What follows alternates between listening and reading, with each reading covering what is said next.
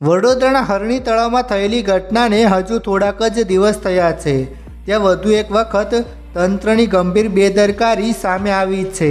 જ્યાં મિત્રો દ્વારકા ખાતે ગોમતી ઘાટમાં ઊંટ ઉપર પ્રવાસીઓને બેસાડી સવારી કરતા હોવાનો વિડીયો સામે આવ્યો છે। જેમાં જો ઊંટ ઉપર બેસેલા પ્રવાસીઓ કોઈ કારણોસર નીચે પડી જાય તો કોણ જવાબદાર અને કોઈ દરિયામાં ડૂબી જાય તો કોણ જવાબદાર તેવા પ્રશ્નો ઊભા થઈ રહ્યા છે। મહત્વનું છે કે દરરોજ ગોમતી ઘાટ પર લાખો લોકો આવતા હોય છે અને સ્નાન પણ કરે છે, જેના કારણે ગોમતી ઘાટમાં કચરો અથવા તો કોઈપણને અંદર જવા દેવામાં આવતા નથી।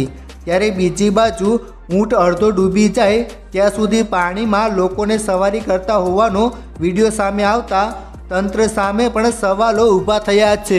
મિત્રો, ગોમતી ઘાટ પર પોલીસ બંદોબસ્ત હોવા છતાં પણ જોખમી સવારીઓ કરવામાં આવી રહી છે। પોલીસ આંખ આડા કાન કરીને મોટી દુર્ઘટનાને રાહ જોતી હોય તે રીતે માત્ર તમાશો જ જોઈ રહી છે। જો ઊંટ પડે તો તેની ઉપર બેસેલા લોકો ડૂબી જાય તેવું સ્થિતિનું નિર્માણ થવાની ભીતિ છે। મિત્રો, દ્વારકા પધારતા દરેક યાત્રિકે પ્રથમ ગોમતી નદીમાં સ્નાન કરવાનું હોય છે, જેથી તેના જીવનના દરેક પાપને માં ગોમતી ધોઈ નાખે છે અને તેનું જીવન પવિત્ર થઈ જાય છે। તેથી ગોમતીમાં સ્નાન કર્યા પછી યથાશક્તિ પ્રમાણે દાન કરવાનો મહિમા છે। ખાસ તો અહીં તુલાદાન થાય છે, જે યાત્રિક પોતાની યથાશક્તિ મુજબ કરી શકે છે। ગોમતી સ્નાન કર્યા પછી 56 સીડીના રસ્તે સ્વર્ગદ્વારથી અંદર પ્રવેશ કરી ભગવાન દ્વારકાધીશના દર્શન થાય છે।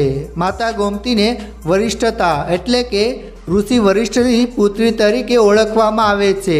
ઋષિએ તેમના લગ્ન સમુદ્ર સાથે કરાવેલ છે, તેથી અહીં ગોમતી માતાનો સમુદ્ર સાથે સંગમ થાય છે। મિત્રો, કહેવાય છે કે અહીં સ્નાન કરવાથી ત્રણ પુણ્ય પ્રાપ્ત થાય છે। એક તો પવિત્ર નદીમાં સ્નાન કરવાનું, બીજું પવિત્ર સંગમ સ્નાન કરવાનું અને ત્રીજું સમુદ્ર સ્નાન કરવાનું। આથી ગોમતી સ્નાનનો અનેરો મહિમા છે।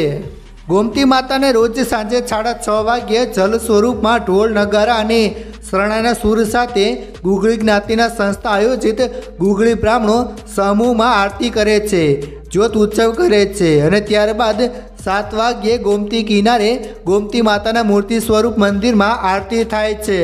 આ બંને ક્રમ જળવાયા બાદ સાંજે 7:30 વાગ્યે દ્વારકાધીશ મંદિરમાં ભગવાન દ્વારકાધીશના સંધ્યા આરતીના દર્શન થાય છે। ગોમતી કિનારે આવેલા પ્રાચીન મંદિરોમાં સંગમ નારાયણનું મંદિર, રામેશ્વર મહાદેવનું મંદિર, નરસિંહજીનું મંદિર, 5 પાંડવની દેરીઓ, હાટકેશ્વર મહાદેવનું મંદિર વગેરે મંદિરો આવેલા છે।